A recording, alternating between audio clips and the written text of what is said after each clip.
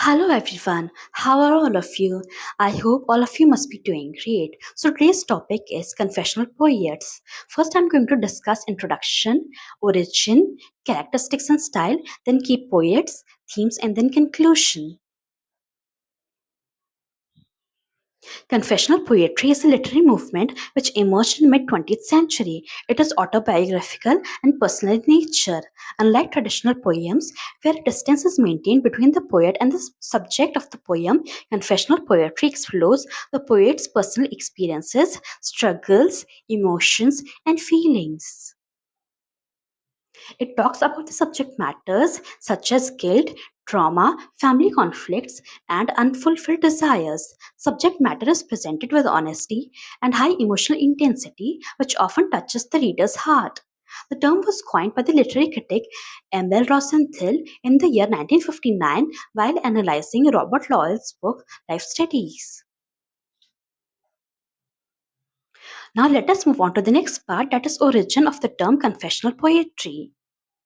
Confessional poetry emerged in US during 1950s and gained prominent value in 1960s.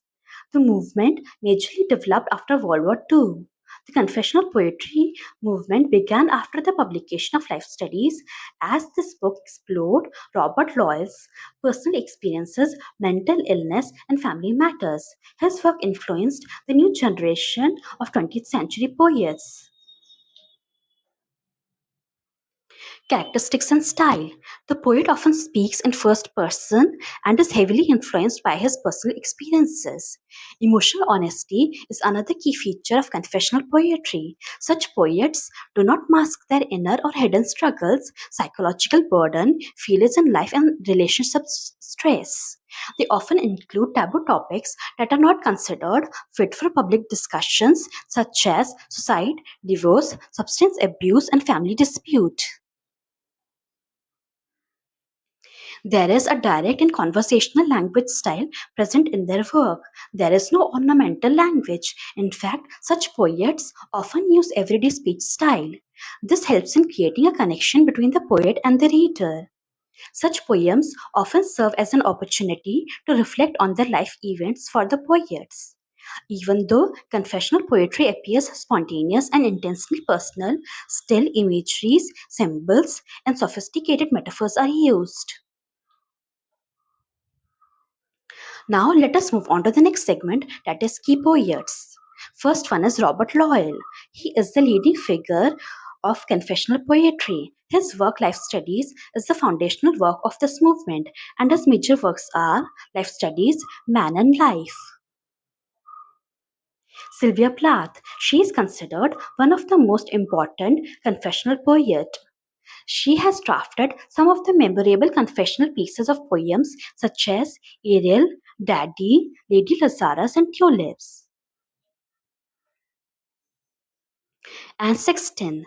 She addressed topics like motherhood, sexuality, mental illness, and female identity in her works. And some of her major works are To Bedlam and Pathway Back, Live or Die, Her Kind. John Berryman. He is another influential figure of this literary movement, and some of his major works are The Dream Songs and Homage to Mistress Bradstreet. He is known for combining autobiographical feature with dramatic and fictional elements. And the last one is W.D. Snodgrass. He contributed significantly to the development of confessional poetry. His major work is Heart's Needle. This major work highlights divorce and separation from his daughter. Now, themes, and the major themes are psychological stress, depression, anxiety, difficult relationships, self discovery and self identity, marriage and divorce, death, domestic violence, gender roles, isolation, trauma, and loss and guilt. Now, the last segment of the video is conclusion. Confessional poetry is not just a literary movement but also a form of self expression for confessional poets. Through such poems, these poets received an opportunity to share their hidden worries and life experiences with the world. Confessional poetry continues to influence modern day poets, which makes this movement even more important and enduring part of literature. So yes, here ends the video. If you liked the video, then don't forget to like, subscribe and share. Thanks for watching.